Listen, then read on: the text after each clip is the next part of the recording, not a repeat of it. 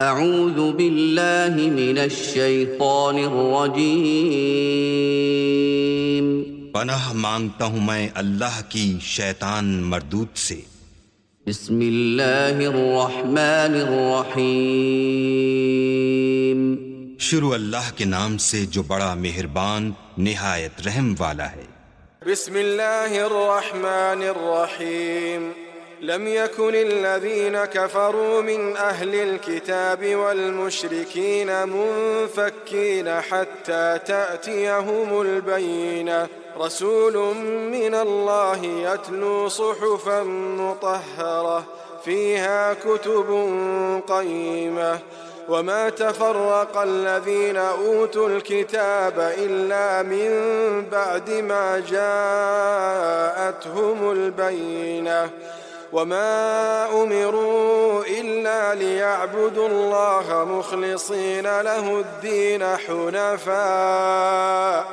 حنفاء ويقيموا الصلاة ويؤتوا الزكاة وذلك دين القيمة إن الذين كفروا من أهل الكتاب والمشركين في نار جهنم خالدين فيها أولئك هم شر البرية إن الذين آمنوا وعملوا الصالحات أولئك هم خير البرية جزاؤهم عند ربهم جنات عدن تجري من تحتها الأنهار خالدين فيها أبدا رضي الله عنهم ورضوا عنه ذلك لمن خشي ربه۔ شروع اللہ کا نام لے کر جو بڑا مہربان نہایت رحم والا ہے۔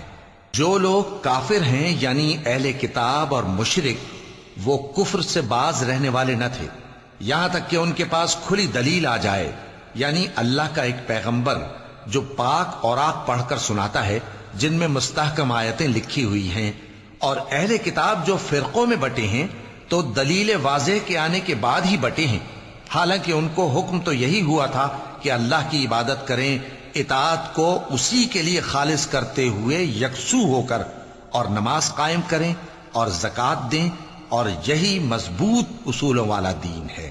جو لوگ کافر ہیں یعنی اہل کتاب اور مشرک وہ دوزخ کی آگ میں پڑیں گے اور ہمیشہ اسی میں رہیں گے۔